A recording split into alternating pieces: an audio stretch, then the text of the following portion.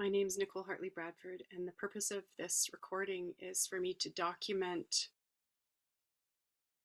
the parts of the last mm, 2 weeks in regard to the money experimenting that has been alive for me.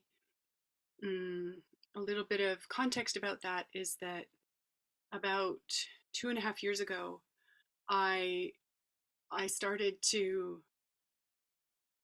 want to have a team about doing experiments that were really about how to be jacked in to my purpose, which I call my archetypal lineage, to be jacked in so much so that what I was bringing into the world generated so much value that money became a kind of coincidental side effect of the aliveness and the value and the mm, yeah, the visibility and the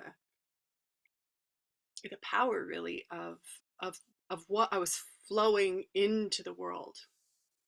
And I had I had done some experiments that had just really worked, and then I had done some experiments that had just kind of failed, and in terms of the money they generated. And I noticed that it was difficult for me to really discern the difference in what I did in one case and what I did in the other. And I also had been well aware for decades that I was in patterns of low income and that I had often been in highs and lows that that that seemed to follow like the amount of money in it flowing through my system, including my bank account, including cash, including uh, certain kinds of experiences too that for me were super valuable.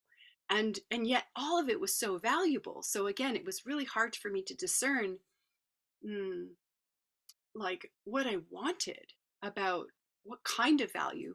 It's like this tricky territory when I come into like I'm having so much uh, healing and growth and evolution happening that it's no longer about is it fun or not based on how painful it gets. It's the painfulness is like a given, and the fun is more like what's killing my fun, what's killing my joy, what's blocking my joy, what are the things I'm doing even though I really want to do them. I'm doing them kind of in a way that's just a little off, or maybe a lot off, and I can't quite tell. So I wanted a team about that, because something that's become so vividly clear is that as much as I can notice and get from inside of myself,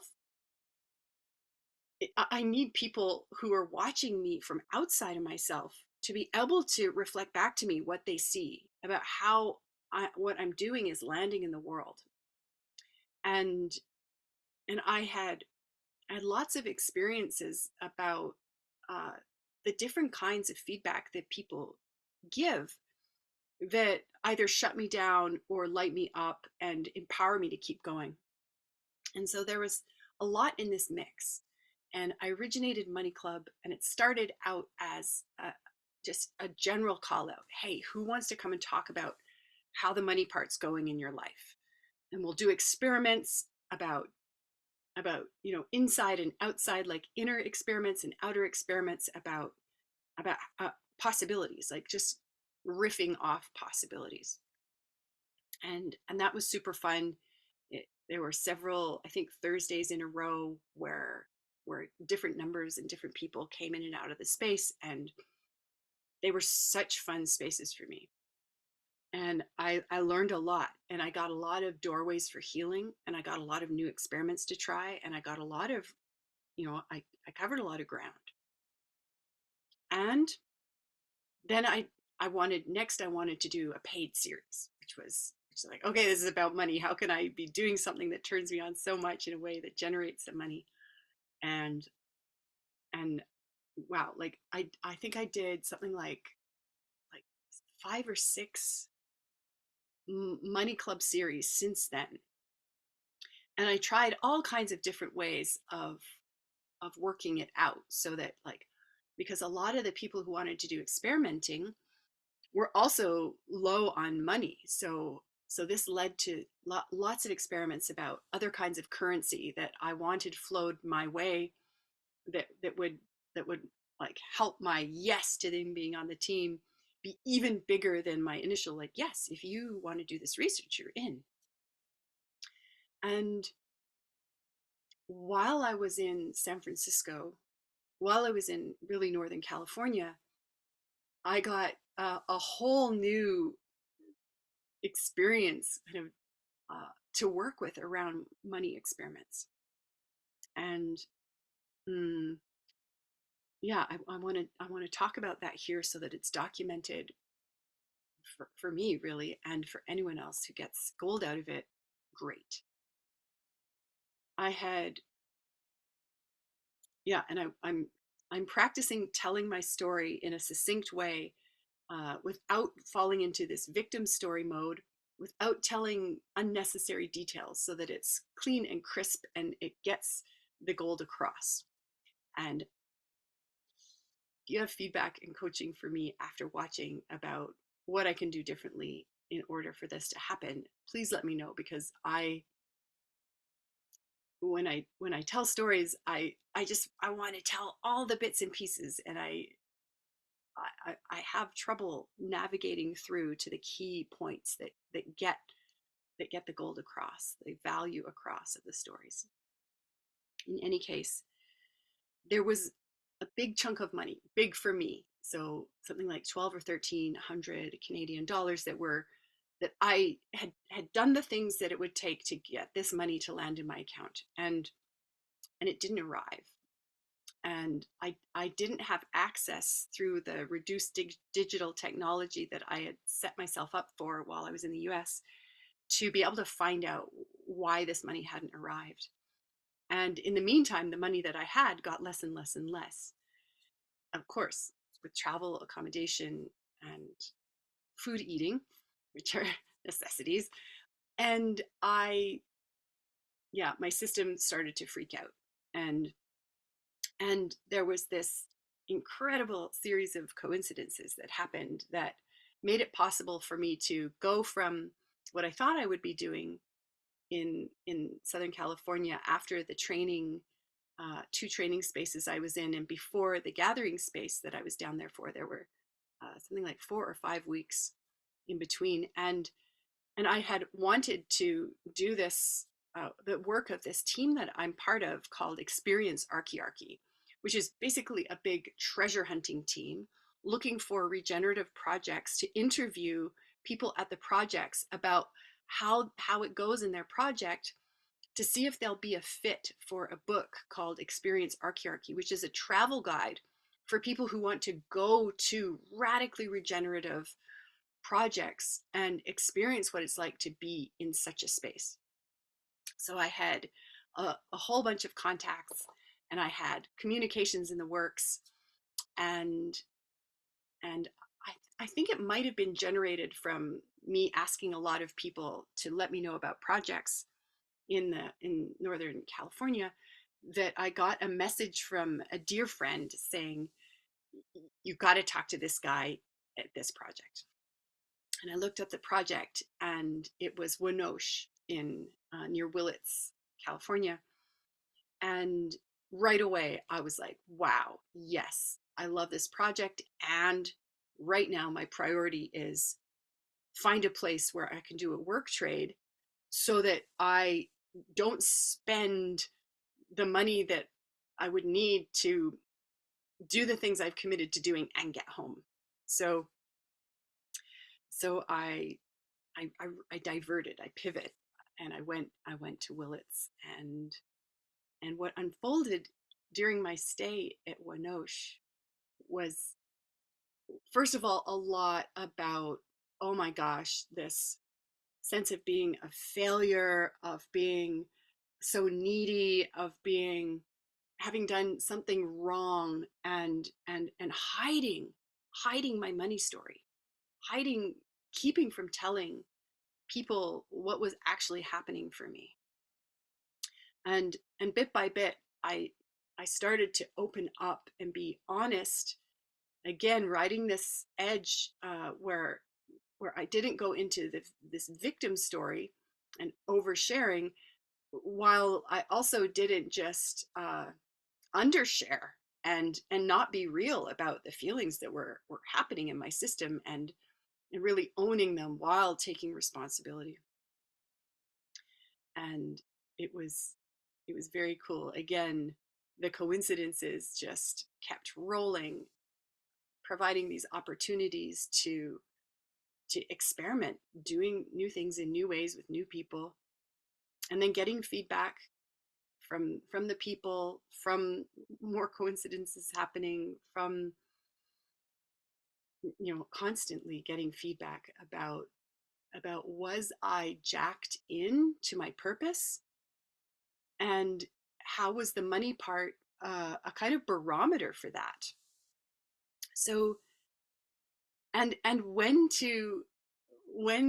a low amount of income, or no income, or not money arriving, but other currencies arriving in abundance,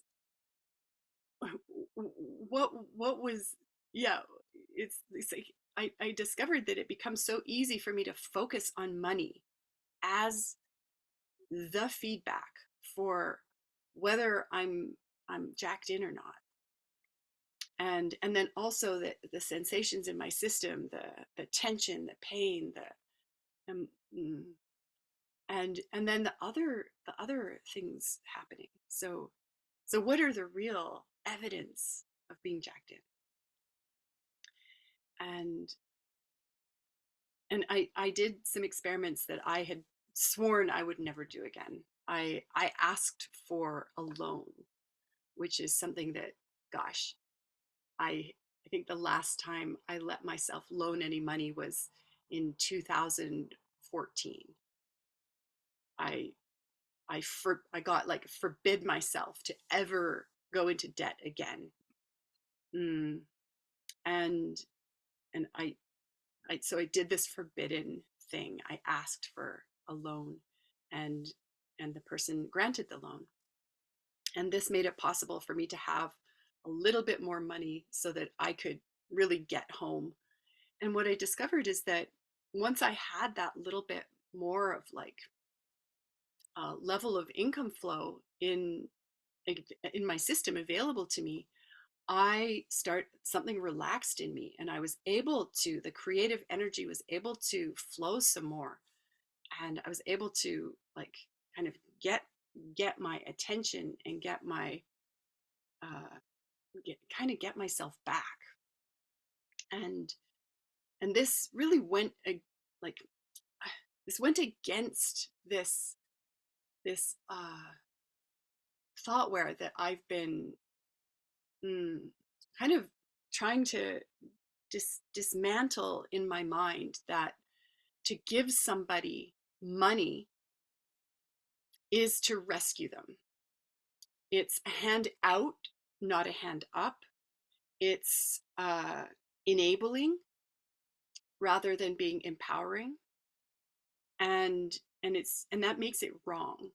And it certainly makes it wrong for me to ask for money and put someone in a position where they would be doing this rescuing, enabling.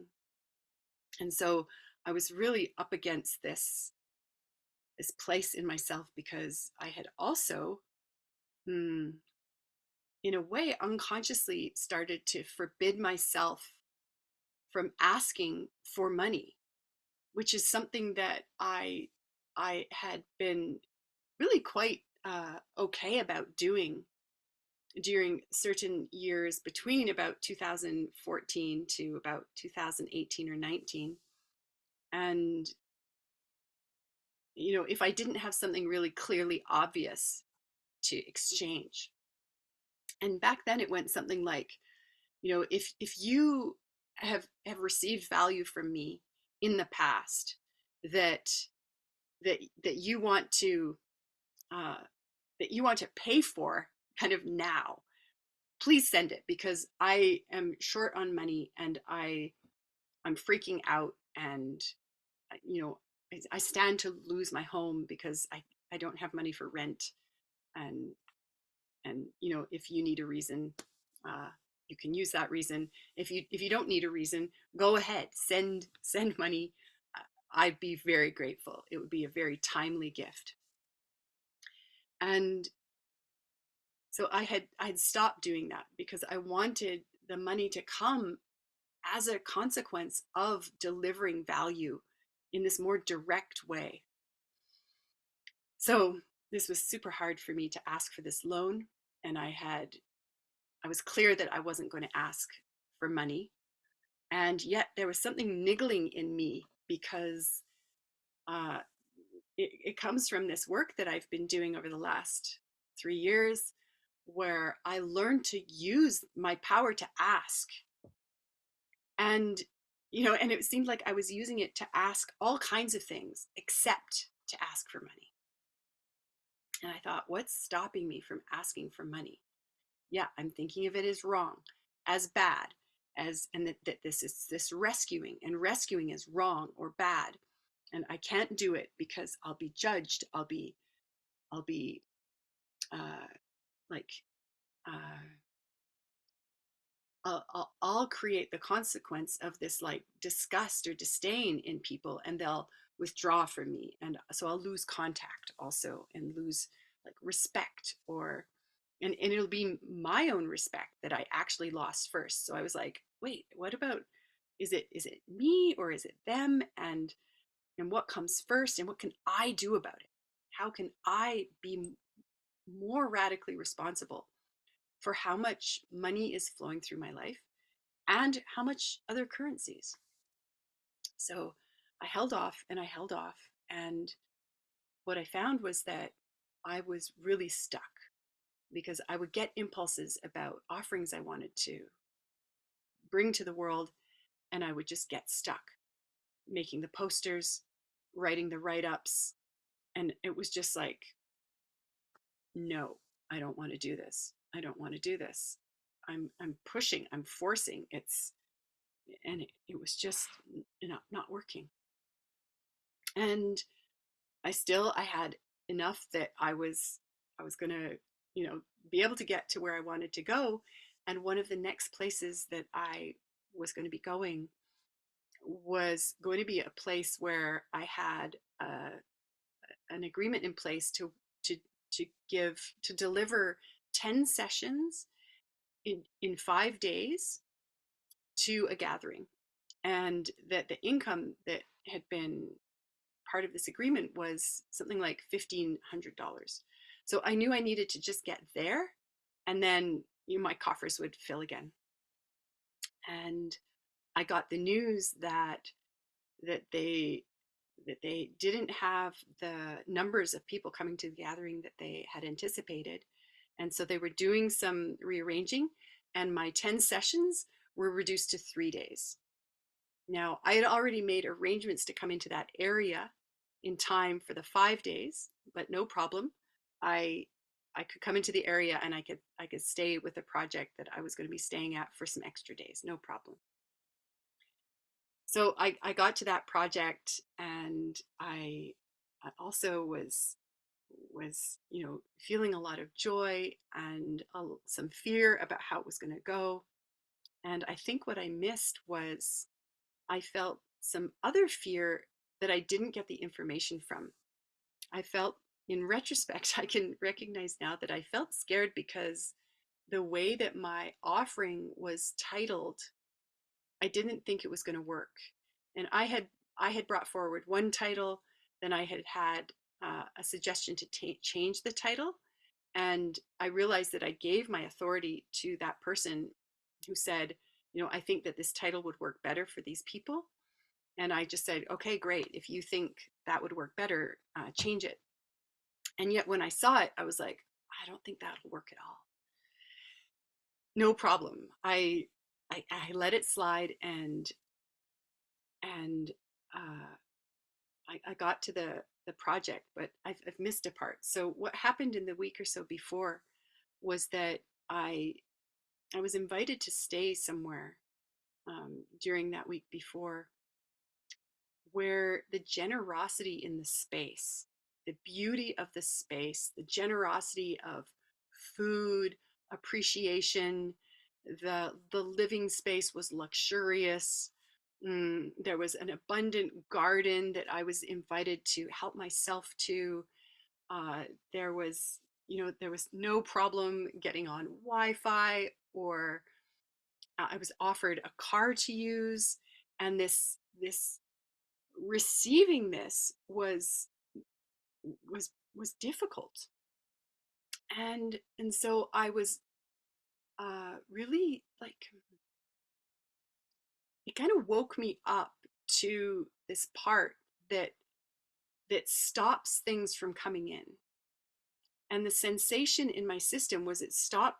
I shut down to letting things in that were coming at me this way, whereas I had been uh, paying a lot of attention and noticing to what was coming in through me this way to go out to the world.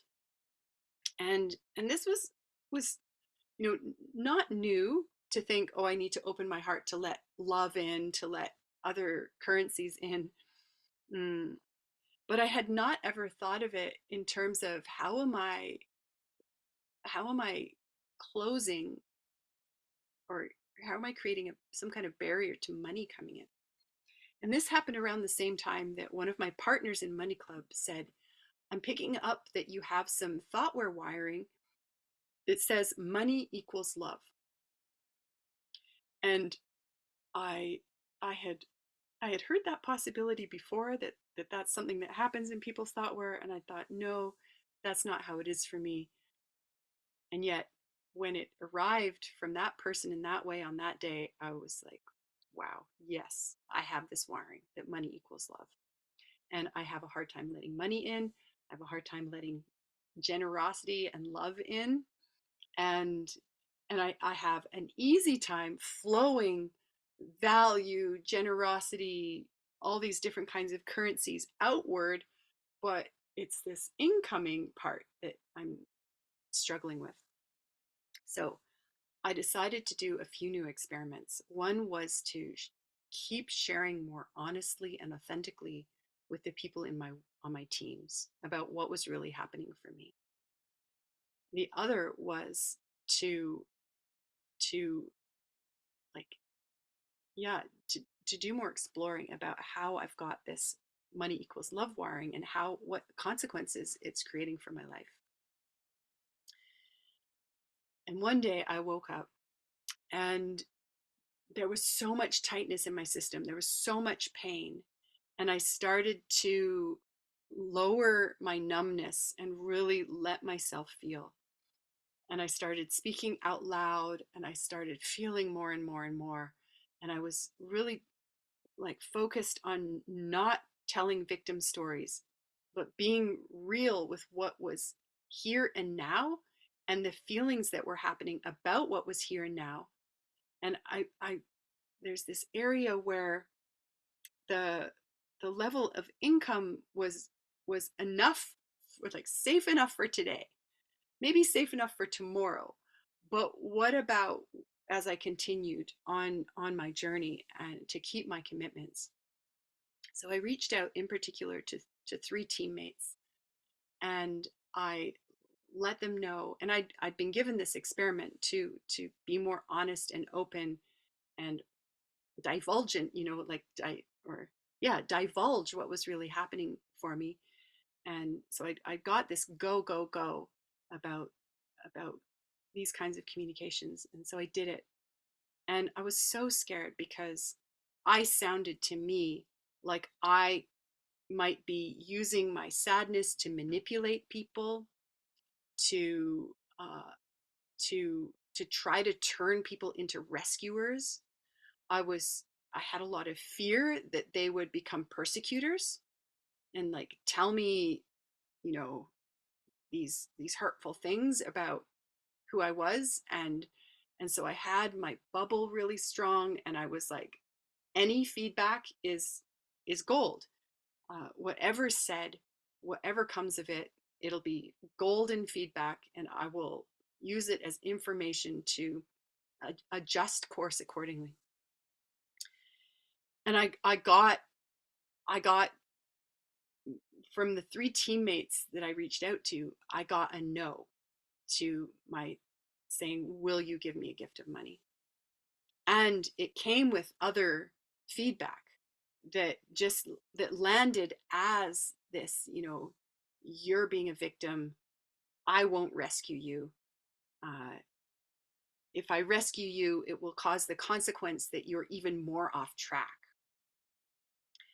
And I had during this a similar kind of 72 hours, I also had conversations with other people in my world who are also on my team, and who they asked me what was happening for me. And I, it was more flowsome to be able to simply share, because the relational spaces with these people seems to have more openness and love in it, uh, or more of a habit, or more of, I'm already in it, more of a pattern of being open and honest with them.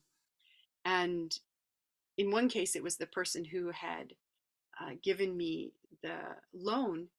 And what I asked of them was, will you forgive the loan? Because having this debt, while I also have this shortage of money again, is is in my system, is just causing so much pressure. And they said yes. And then they also sent me a very generous amount of money that then made it possible for me to feel this incoming love and money, and also create this ease in my system where I wasn't anymore in this urgent fear mode about, was I going to be out, what was I going to do? Was I going to need to change completely my course? And then several days later, in a similar kind of sharing space, I got a message from someone who was in that space afterward saying, I want to send you money. And it wasn't, can I send you money? It is, I want to send you money. I'm sending you money. And again, it was like this, oh, this is a lot to take in. This is a lot to let in. There's fear around what other people will think and say, and if the person will change their mind later. And am I being a victim? Am I letting myself be rescued? And I kept going with the experiment, and choosing to say yes. I mean, choosing to accept the money that had been given. And so much came up in the following days, and this isn't very long after that, where I I just had this, woke up with this tightness. And sometimes I could connect it to dreaming that I'd done in the night, and sometimes I couldn't. But I started to use tools that I haven't used in a long time. One of them is EFT, emotional freedom technique. It's tapping. Some of you might be familiar with this tapping, that where you say, even though blah blah blah blah blah about what's happening, I love and accept myself. And I've been finding new ways to do tapping that haven't been part of how I was taught to do it or had it demonstrated to me, that have really made it work for me. And while I've been using this tool in this new way, this old tool in a new way, I've started to get even more information and energy from the kind of emotions that I have kind of locked in my system, that are a big part of keeping this money thoughtware and these old patterns in place. Woven into all of this, I had one of the participants from my last money club let me know that he wanted to offer a money club and to have me on his team about that. So I said yes. He did all the organizing work, made the poster, did the write up, sent it to me for my feedback and coaching, which was super easy then for me to just send the feedback and coaching back and watch it all roll out. And then a third person asked to hold space for something about money with me. And what unfolded was they became part of the team with me and the first person. So there's this 3 cell now, and we're going to be holding space for the next money club, and it starts next week. In any case, with this 3 cell who is so devoted to sharing gold from our previous money experiments and folding in other participants who, of course, they've all been doing money experiments their whole lives, and they probably have lots of gold to share. They might not even know it. And so creating this space that is really drawing the gold out from previous experience and weaving in gold from other people's experiences so that there's like new possibilities, new experiments. There are going to be 2 emotional healing process dojos that the Money Club will have access to during this 5-week series. And so even more possibilities, experiments, spaces are showing up. And I've been doing not that many experiments, but keeping rolling with the sharing. This is another example of that. Keeping rolling with the one of the experiments is to meet with one person, a different person each time, 3 times a week for 20 minutes, where that person is loving, and I'm letting the love in the space. And I've had 4 spaces like that. One where the person, we actually didn't have the actual call space. And I still did the experiment. And so much has been coming into those spaces that's about, how does it work? How does love work? How does the heart as an instrument of love work? How does the rest of the system around the heart work when it comes to love happening, love being let in, love going out, love being let in other directions, and going where?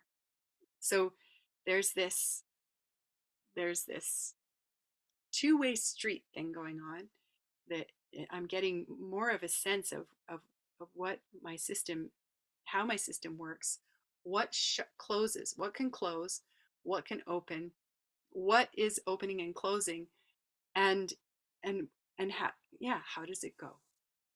So this has been super rich, and and I feel such joy because thanks to having this money in my system as these gifts from these sources, I seem to have then got rolling with with my system, and had other spaces happen where money was a side effect of those spaces. So it's it's been working.